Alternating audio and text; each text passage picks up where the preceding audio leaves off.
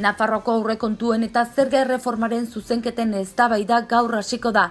Foru gobernuak orain arte aurkeztutako osoko zuzenketak baztertu ostean iritsi da eztabaida. Ahal dugu trantsizio epe bat proposatu du irakasleen zerrenda bakarrerako. Ahal dugu zerrenda bakarrarekiko hartu duen jarrera kritikatu du PSNek. Presoen aldeko elkartasuna irudikatu dute 11.000 lagunek Parisen, bake Euskal Herrian orain presoak lelopean, larun batean elkartu ziren milaka euskaltzale Parisen. Nafar Lansareko orientazio profesional pertsonalizatuko zerbitzuak eskaintzen hasiko da gaurtik aurrera. Osasunak 1-0 galdu du Oviedoren aurka. Durangoko atzokak ateak itxi eta guztira 110.000 bisitari baino gehiago izan ditu. Antolatzaileak gustura datorren urterako epea ere jarri dute, abenduaren 8-tik 9 izango da. Nafarroako aurrekontuen eta zerga erreformen zuzenketen eztabaida hasiko da. Nafarroako gobernuak osoko zuzenketak baztertu ostean eztabaidarako unea iritsi da. 2018ko Nafarroako aurrekontu orokorren foru legearen proiektuari eta hainbat zerga moldatzeko foru legearen proiektuari aurkeztutako zuzenketa partzialak eztabaidatuko dituzte gaurtik aurrera Nafarroako Parlamentuko Ogasun eta Finantza Politikaren batzordean. Eztabaidak 2 saio izango ditu, eguerdiko 12etan eta arratsaldeko 4:00 eta astean zehar jarraituko du. Foru gobernuak orain arte aurkeztutako osoko zuzenketak baztertu ostean iritsi da fase hau. Joan den azaroaren 23an UPNek eta PPk aurrekontu orokorren foru legeari aurkeztutako osoko zuzenketak baztertu zituen foru parlamentuak PSN eta gobernua osatzen duten 4 alderdien ezezko botoarekin. Ondoren azaroaren 30ean parlamentuko osoko bilkurak atzera bota zituen UPNek, PSNek eta PPNek zerga erreformari jarritako zuzenketak, geroa bai EH Bildu, Ahal Dugu eta Izquierda Ezker alderdien ezezkoarekin. Ez dutenez aurrera egin, 2 proiektuak Ogasun eta Finantza Politika batzortera eraman dituzte. Dagozkien txostenak egin ondoren osoko bilkuran eztabaidatu eta bozkatu behar dira abenduaren 21ean. 2018rako Nafarroko aurrekontu orokorren foru legearen proiektua tramitera onartu zuten azaroaren 8an eta hurrengo egunean argitaratu zuten parlamentuko aldizkari ofizialean. Eta hezkuntza kontuak albiste ditugu gaurkoan, ahal dugu trantsizio epe bat eskatu du irakasleen zerrenda bakarrerako. Irakasleen lan eskaintza publikoetan zerrenda bakarra izateren aldea agertu zen Nafarroako Ahal Duguren hiritar kontseilua, baina trantsizio epe bat proposatu zuen, ez baitu ulertzen lista bakarra gauetik egunera martxan jarri nahi izatea. Aldaketa berehala gauzatuko balitz, egun hezkuntzan sartu nahi dutenen itxaropenak hautsi egingo liratekela uste du alderdiak, beraz, erdibidetik jotzea iradoki dute, epe batez 2 zerrenda ereduak martxan izatea, Nafarroako berezko 2 hizkuntzak integratuko dituen lista bat ahalik eta trauma gutxienarekin ezartzea lortu arte, prozesu bat eta egutegi bat zehaztu beharra planteatu dute. Eta albiste honekin lotuta, Ahal Duguk zerrenda bakarrarekiko hartu duen jarrera kritikatu du PSNek. PSNek zerrenda bakarraren aurka parlamentuan aurkeztua duen lege proposamenari dagokionez aurka jotzea erabaki du kontseiluak aho batez, Nafarroako Ahal Duguko idazkari nagusi Eduardo Santosek azaldu duenez. Ez da beharrezkoa eta bai sektarioa. Era berean erabateko arbuioa agertu dio ezkerrako kideen aurkako jazarpenari izan ere, alderdi horren botoi esker onartu zen tramiterako PSNren egitasmoa eta kritikak gogorrak egin dizkiote azken egunotan. Dena den, zerrenda bakarraren inguruko eztabaida faltsua dela gaineratu du, ezkutuan uzten dituelako hezkuntzako arazo larriago batzuk hala nola, sare publikoaren aurrekontua handitu beharra. Presoen aldeko elkartasuna irudikatu dute 11.000 lagunek Parisen. Bakea Euskal Herrian orain presoak lelopean, milaka euskaltzale elkartu ziren larun batean Frantziako hiriburuan. Guztira 11.000 lagun batu dira larun batean Parisen euskal presoi aplikatzen zaizkien salbuespen neurrien bukaera exigitzeko. Hori baino gehiago bake prozesuaren alde inplikatzea eskatu diete beste behin ere Frantziako zein Espainiako gobernuei. Euskal Herriko osoko guztierarik bertaratu da jendea eta guztien artean bete dute 10.000 manifestari biltzako helburua. Joaldunek bide irekirik, jendarte zibileko eragilek eta utetxeko osatutako aniztasunak eramandu bakea Euskal Herrian orain presoak lemadun banderola. Duela urte bat Losoko ekimenean egondako baita apirilaren 8ko etaren amagabetzea albidetu duten bake artisauak txaloz eskertuak izan dira. Bukaerako ekitaldean Frantziako gobernuaz gain Espainiakoari ere luzatu diote mezua, baita presoen alde urtarrian Bilbon eginen den manifestaziorako deia luzatu dute oholtzatik. Aldarriak ez dira soiliko oholtza gainetik edatu, frantsesez zein euskaraz, presoen aldeko oihuak anitzak izan dira. Fermin Muguruzaren gisa artista parrasta bat ere aritu da manifestazioko giroa berotzen.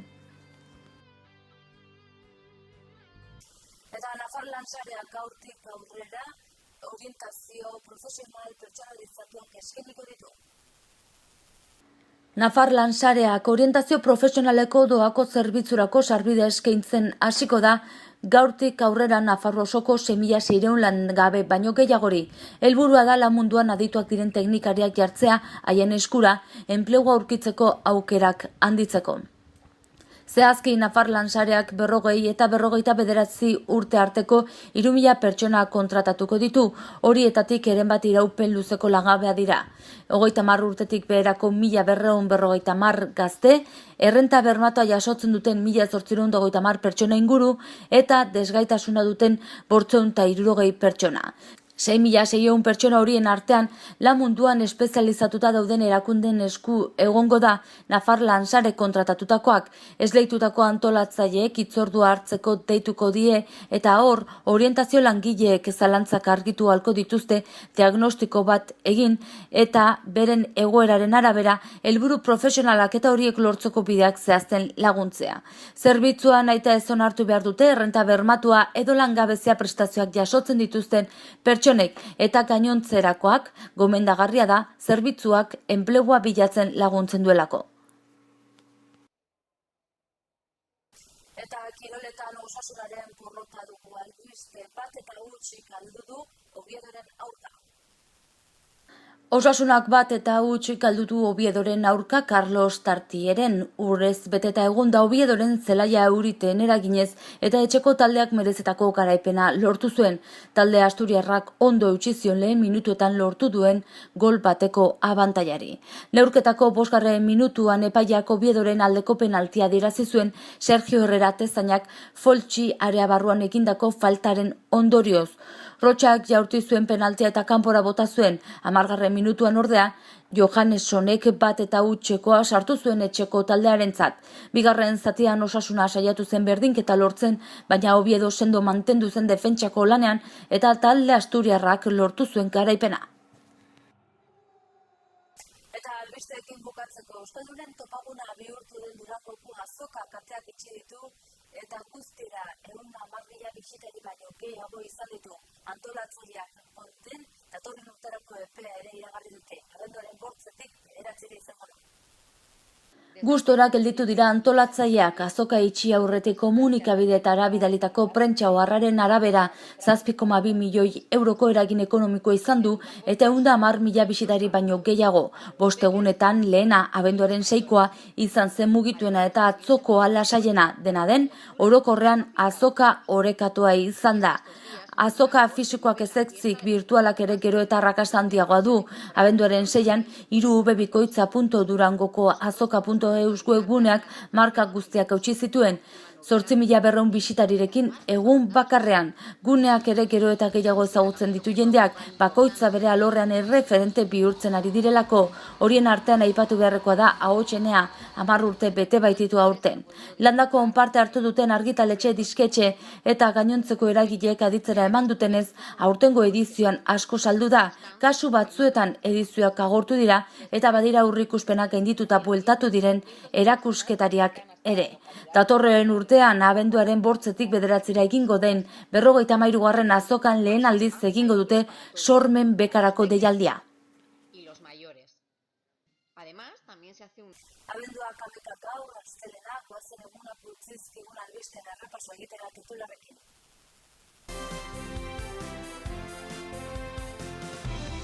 Nafarroako aurrekontuen eta zerga erreformaren zuzenketen eztabaida gaur hasiko da.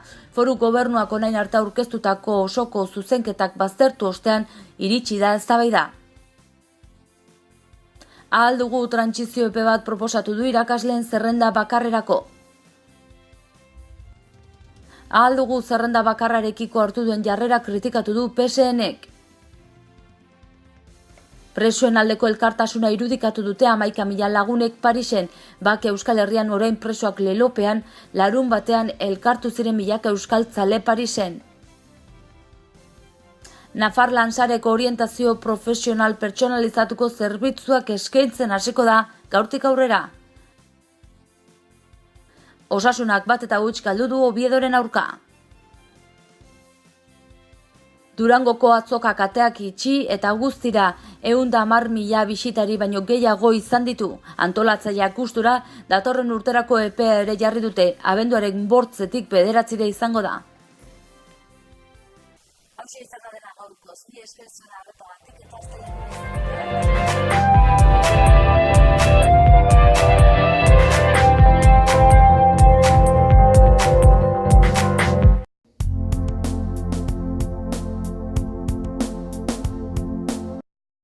Errenta aitorpena. Hasi da aurrez aurre errenta aitorpena egiteko epea. Ekainaren 23 bitartean arretarako guneetan aurkez dezakezu ala aurrez hitzordua eskatuta Nafarroako ogasuneko bulegoetan. Orain gainera, zeure ekarpenak zehazki nora joanen diren ikus dezakezu aurrekontua.nafarroa.eus gunean sartuta. Ekarpenez eraikitako etorkizuna. Nafarroako gobernua. Gobierno de Navarra.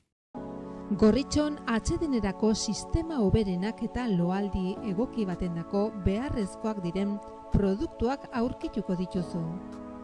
40 urte daramatzagu punta-puntako materialak eta marka hoberenak bezeroaren eskura jartzen. Deskansatzeko sistemetan aditua gara, sofak, koltsoiak, somierrak. Hurbildu eta eskuzabali jasoko zaitugu. Iruña, Gorritxo. Erratzun kanpin baztan oporretan deskansatzeko eta ongi pasatzeko 4 izarretako kanpina. Ingurunez zoragarrian eta lasaian. Hondarribi eta Donibane Loitzuneko hondartzetatik 3 ordu laurden eskasera, baztan kanpina. 100 metro kuadroko 150 partzel esiak eta itzalarekin, argindarra eta ura zornitutakoak. Heldu eta umentzako 2 igerileku, jolastoki, ostatu, jatetxe, supermerkatu, padel pista, squash, petaka eta ping-pong. Mediku zerbitzu 150 metrotara erratzu herrian bertan. Erratzun baztango bihotzean baztan kanpina.